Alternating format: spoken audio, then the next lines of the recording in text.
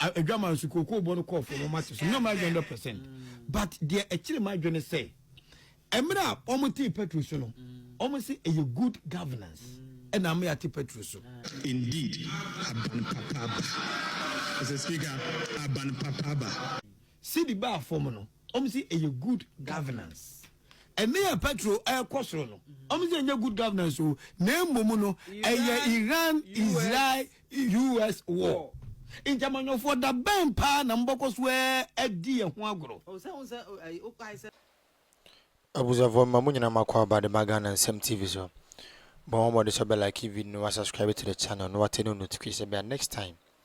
Videos of this nature about some sabit makabi. Now watch our comment section. So the munyina me from Mr. President. Madaroma, if by chance it may when you feel impressed with our works. Na person boy may sit here in studio ya ni idea. But your number na there so bit my reach out to you. In some kind of episode maybe ni beje pa ni better was so. Because this is the most active pro-NPP platform on social media. And the BR said the end on back to back. Sir. They will be a part of this family. Support us and we'll be so much grateful. Nabusunya baby will be a home video and watch out to say Addo Dee nyame is working. A grammar school ko bono call for matters no my 100%. But there actually my journey say emra omuti petrus no almost say a good governance. And I'm here to Petrus. Indeed, Aban Papaba. As a speaker, Aban Papaba. See the bar form no almost say a good governance. Onya before before crampe no baye crampe no US war baye wasasi so bronsa me se obronsa mo crampe no obronsa onye nipa bone sa o obronsa mo nya nipa bone okuje to an sense that the fidie no ne sense that me yes me bon paye pa say me bon paye say plane bi e be baga na bia e Ghana 7,000 kilometers ansan wa kodro ense so onesa me jamfi ena Sam George omo me ense so bi afu bi ense so bi afu sa plane bi omo fo a on beti omo sape another scam Yuma private jet na private jet ya no mu akoto no gold na ya pegu ona omukoto ni cheap no aban ni ton ni cheap na ono toye no ena wasa beton no wanya hu sika emfaso no de akoto plane no enti me se scam na ya de omo no wo momoja mu na momu nim sa gold no omo ton ye no gold na ya keep say anka price be mo e beton no omukoto no fofofo ana mo de akoto jet no ena esesi ane bo ye den no ena ya sa akoto I te say Felix wo beton ade Pogwanti futu kwa yo mu ye ya se gwagwa na se kwa na ya ngwe wo se bomb ne ba kwa to flash star vaso utiso empare ya wate so enti magana fo mesra omaya de hye mama ye ni na ho na amanyofo de adwe diagura che too much obitimi ka say na Ukraine ihwa wo bomb bi abeto Ghana agina bomb abeto ha ansi wo hu sunsun so. So Malek Basabasantali, Deputy National Communications Officer of the NDC. Now, omu opposition, esan say with timid Dr. Baomiantem, a child trotto Dr. Baomian so say or you preko or no ma petition. Emma Muslims community no ebufu Dr. Baomian to abati aninti. NDC ba power mu. Oma reward no, Oma bonabaso ama ne position as YCU. Youth Employment Agency CEO. Oni certificate to oni classmate. O kachere Malek Basabasantali say on fan a degree certificate in chire wa ebe da ne mabo. But because say with me tran throttle ba omiaso.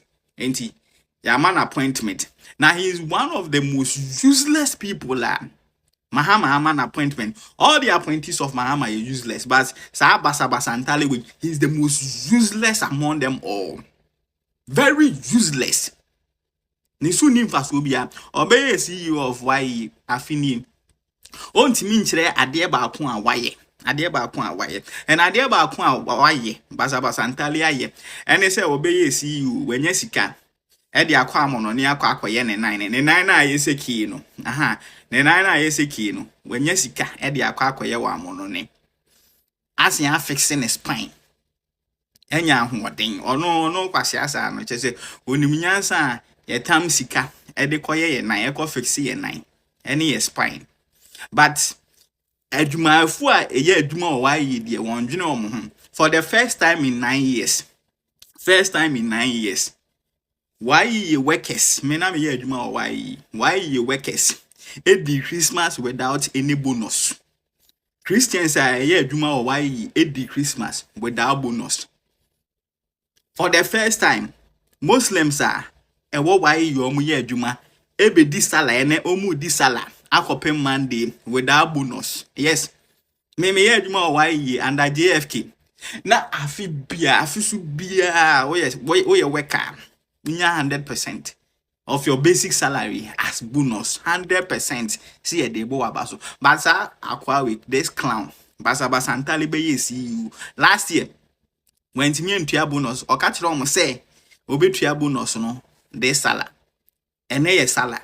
Say ene na basa antaliba be tia why for ejuma e4 bonus yenim.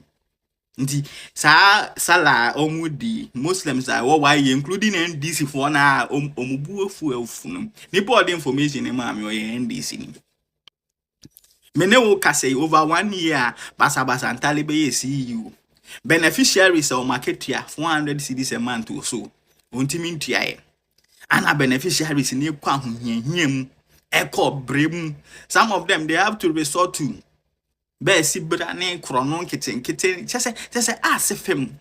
And why he has a dedicated funding? Why he is one of the few government agencies who because Emrane establish why I'm an dedicated funding ye what ye tria and no and funding the activities of why including beneficiaries or more allowances and so employees or more salaries. Sikano Ghana funja in tria.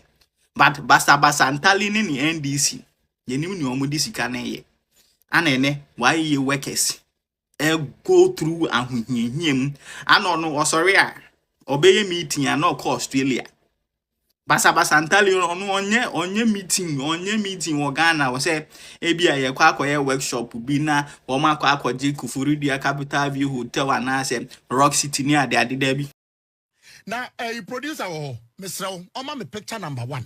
Che, Papa ya made in Facebook post about 23rd of September 2019. Standobi. Kind baby Amaseko said the former president observed that just like many other deals that had party cronies directly participating, some of the key persons involved in the renegotiated ECA deal and ECA energy deal are linked to the finance minister Ken Ofori-Atta and his data bank. Asema no mo kasenyina ne se some people wa bemu na ye Ken Ofori-Atta ni Nekufu-Addo ni omabusuafo ene fa efum niema wa bemu ene besen ko hwe gold board the same person ene onono a company correct also oye into your friend is saying renovation in Asefo no.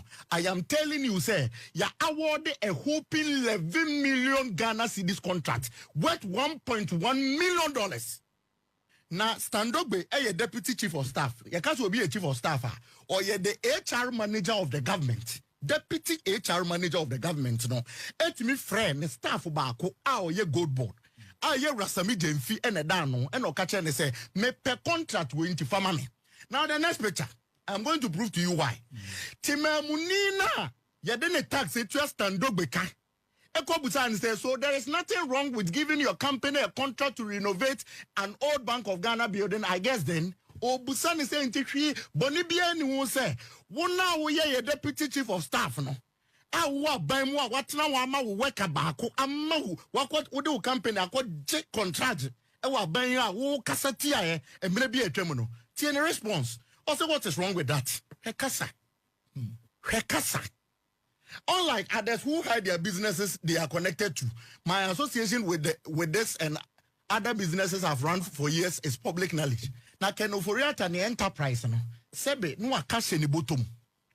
Nani pe hu? Yenim se Ken Ofori-Atta wo data bank wo kroma. Right, to be any. Wo dear. kwa pia de oyaboa na wo stand dogbe de wo na sefata Ken Oforiata de oye kakai me say they even spoke against Gabia Sari Ochreda kwa no any position bia mpo waban mu. Today look at what you are doing. Now the third one. Obama me pese wo follow ade pa hwe receive na ebo ho no. Where you gold board letter. Omo de call PPA ekodi approval for Standogbe contract no. Letter ni receiving on the 20th of June 2025. Wofa kwa chaka we phone so a Friday. Now procurement there were two types. Yeah. There were competitive and a non-competitive. Non-competitive ne ba ko so source. Dia kan na ye competitive. Right. Now all of these methods no enema two penetrate no. The edi kan a threshold. Threshold no be tell so be call for quotation. Obe call for national competitive tendering. Obe call for your friend is international competitive tendering at that two stage. And a circumstances so etimi ma okọ hwehwe mienu e restricted tendering any so sourcing right okay sami jemfi letter na okọ paragraph 2 uzumi ni ya o say the gold board established blah blah blah okay in the reasons are eda ho na o say omo call for restricted tendering Obama offer procurement act na answer no bi be call for restricted tendering no aje one of three things see. Yeah. The edi kind say adie na open no the entire country omo bi no a limited number.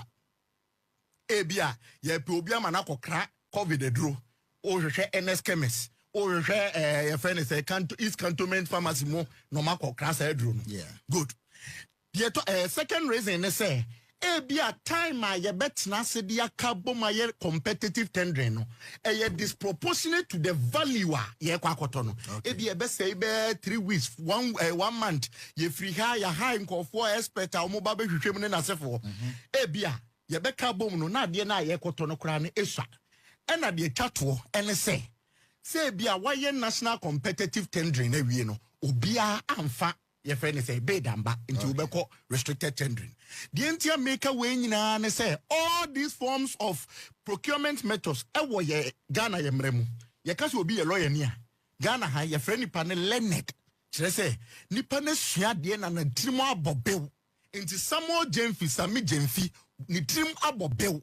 Now so jina NDC 360 so for Procurement Act to all the other methods catch the Ghana for say method as a Ghana ni bia som no to be the juma national competitive tendering. Okay. Now question is say ye den na Sami Jemfi the okoye restricted tendering. Obama asem ni mo ya emu ogrem. Now minia why your application we agency now why your application for restricted tendering. O de call your friend is a PPA ebehwe niema be 9. The edikan. Mpachoyenko fourth one. The edikan.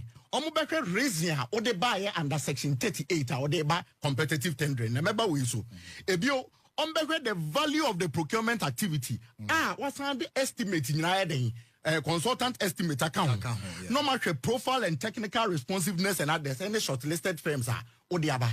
Obama, what is say ya tonkunya ya ma number da. Say ye koto ye procurement ye koto nkunya ya ama number so ya ama price. What be that? Obama me buza question what be that? Mo na hwede ye bo quantity 0. And so you trust allow a provisional sum of boardroom furniture item 1 million Ghana cedi. The tabri e dia master ndogbe. Eni ninia company e friend correct say omo de omo nko di na mabuna e bre wo man mu a omo dira mikadi omo 220 Ghana cedis akoto security forms and tempenten kwa. This is what is happening in this country. Allow a provisional sum for office furniture be of 500,000. Aden. Ofa. Aden. Number 4 mine e dia ko. The sad thing a woman said, this is a rehearsed your friend is saying, Chronoa, as you are my name, who be that. Okay. And the PPA boss is part. You're a Frank Mantin. I'm going to prove to you. Sami Jemfi in the letter called 20th June 2025, Friday. Meaning I'm my last picture. No, na shadi. My last picture. No, next date or Troy.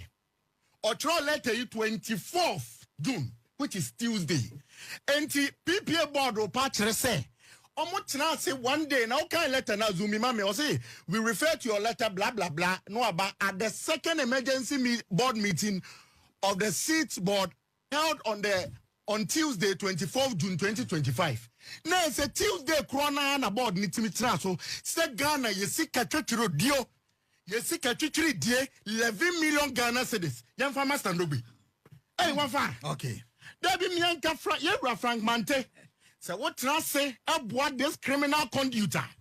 And you'll be